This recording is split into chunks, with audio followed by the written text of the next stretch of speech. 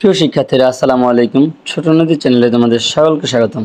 আজকে আমরা অষ্টম শ্রেণীর বিজ্ঞান বইয়ের 35 এবং 36 নম্বর পৃষ্ঠার যে প্রশ্নগুলো রয়েছে তার সমাধান করব। সকলকে বলবো ভিডিওটি না টেনে সম্পূর্ণ দেখার জন্য, এবং যারা ইতিমধ্যে চ্যানেলটিকে সাবস্ক্রাইব করে দিয়েছে তাদেরকে অসংখ্য ধন্যবাদ। আর যারা চ্যানেলটিকে সাবস্ক্রাইব করেনি অবশ্যই পাশে থাকার জন্য সাপোর্ট দেন, অবশ্যই চ্যানেলটিকে সাবস্ক্রাইব করে দিবে। তো চলো আমরা ভিডিওটি শুরু করি। এখানে একটু পড়ে নিই যে এবার একটু অন্যান্য গ্রুপের পর্যবেক্ষণের সঙ্গে মিলিয়ে দেখো তাদের যন্ত্রের ভেতরে রাখা কাগজে কী ধরনের আকৃতি ফুটে উঠেছে। তোমাদের বিভিন্ন দলের কাগজে ফুটে ওঠা আকৃতি কি কিছুটা চারের মতো দেখাচ্ছে। এই যে বছর জুড়ে সূর্যের অবস্থানের পরিবর্তন ঘটে তার প্যাটার্নকে বলা হয় অ্যানালেমা। তোমরা বিষয়টি একটু পড়ে নেবে যে এটাকে বলা হয় অ্যানালেমা। এই সম্পর্কে আরও বিস্তারিত জানতে অনুসন্ধানী পাঠ বইয়ের সূর্য, পৃথিবী ও চাঁদ অধ্যায় থেকে অ্যানালেমা অংশটা দলে বসে পড়ে নাও। দেন আরেকটি অংশ রয়েছে পড়া হয়ে গেলে আলোচনা করে দেখো অবস্থানের এই পরিবর্তনের কারণটা বুঝতে পারছো কি না। ক্লাসের বাকিদের সঙ্গে আলোচনা করো, শিক্ষকের সহায়তা নাও। এবার তোমাদের মডেলে বছরের বিভিন্ন দিনে পৃথিবী ও সূর্যের অবস্থান কেমন ছিল তা খুঁজে বের করো তো। আমাদের দেশ সে সবচেয়ে বড় দিন এবং সবচেয়ে বড় রাত কোন তারিখে দেখা যায়। কোন কোন তারিখের দিন ও রাত সমান হয়, এই তারিখে বা কাছাকাছি সময়ে সূর্যের অবস্থান কোথায় ছিল তা অ্যানালেমার আকৃতি দেখে বের করার চেষ্টা করো। এবার তোমাদের মডেলে সূর্যের চারদিকে পৃথিবীকে নির্দিষ্ট দূরত্ব ও নির্দিষ্ট কোণে হেলিয়ে বোঝার চেষ্টা করে দেখো। এদের তুলনামূলক অবস্থান বুঝতে চেষ্টা করো। তবে তার আগে পৃথিবীর মডেলে আমাদের দেশের আনুমানিক অবস্থান চিহ্নিত করে দিতে ভুলো না। আলোচনার ভিত্তিতে নিচের প্রশ্নগুলোর উত্তর দাও। পৃথিবীর কক্ষপথ যদি পুরোপুরি বৃত্তাকার হতো তাহলে অ্যানালেমার আকৃতি কেমন হতো। এটা তোমাদের বিজ্ঞান বইয়ের 35 নম্বর পৃষ্ঠের কাজগুলো। তো তার আলোকে যে প্রশ্নগুলো রয়েছে চলে এর নমুনা উত্তর আমরা দেখে নিই।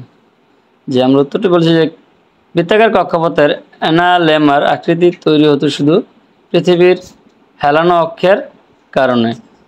অনুসুর ও অপসরূপ অবস্থান না থাকায় কক্ষপথে পৃথিবীর গতি সুষম হতো, ফলে তির্যকতা উত্তর ও দক্ষিণ, অনাস্থায় এবং শারদ বসন্ত বিষুবে একই রকম থাকতো। ফলশ্রুতিতে অ্যানালেমার লুপ দুইটি সমান হতে ছিল প্রথম প্রশ্নের সমাধান, যে আকৃতি কেমন এবং কেন।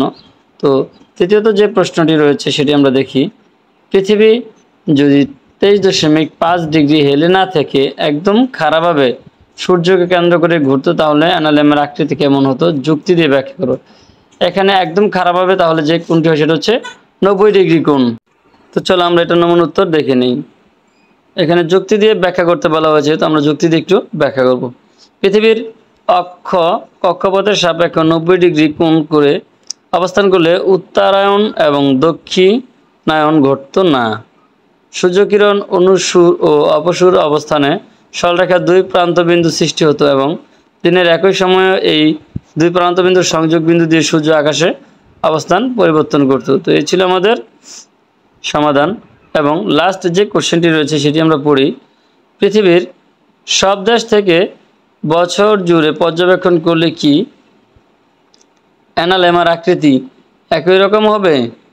তোমার উত্তরের পক্ষে যুক্তি দাও। তো এটার জন্য আমরা একটা নমুনা উত্তর তৈরি করেছি। এটা হচ্ছে তোমাদের 36 নম্বর পৃষ্ঠায়। চলো আমরা নমুনা উত্তরটি দেখে নিই। আমরা উত্তরের সপক্ষে যুক্তি দেখাবো। তো যুক্তি হচ্ছে এই, প্রথমত বলা যায় উত্তর গোলার্ধে যখন সূর্যের দিকে হেলানো থাকে, দক্ষিণ গোলার্ধে তখন সূর্য থেকে সবচেয়ে দূরে থাকে। সুতরাং উত্তর ও দক্ষিণ গোলার্ধে অ্যানালেমার লুপ সম্পূর্ণ বিপরীত। উপরস্থ একই গোলার্ধে পৃথিবী পৃষ্ঠের বক্রতার জন্য আকাশে সূর্যের অবস্থান ভিন্ন হবে, তাই পৃথিবী স্থানভেদে অ্যানালেমার আকৃতি ভিন্ন হবে। প্রিয় শিক্ষার্থীরা, এই ছিল আমাদের আজকের সমাধান। যদি ভিডিওটি ভালো লাগে অবশ্যই লাইক করবে, কমেন্ট করবে, শেয়ার করবে এবং সকলের কাছে অনুরোধ থাকবে সবসময় সাপোর্ট করবে, পাশে থাকবে। অবশ্যই চ্যানেলকে সাবস্ক্রাইব করে দিবে এবং যারা ইতিমধ্যে চ্যানেলকে সাবস্ক্রাইব করে দিয়েছ তাদের প্রতি অসংখ্য ভালোবাসা, কৃতজ্ঞতা। সকলেই ভালো থাকবে, সুস্থ থাকবে। আল্লাহ হাফেজ।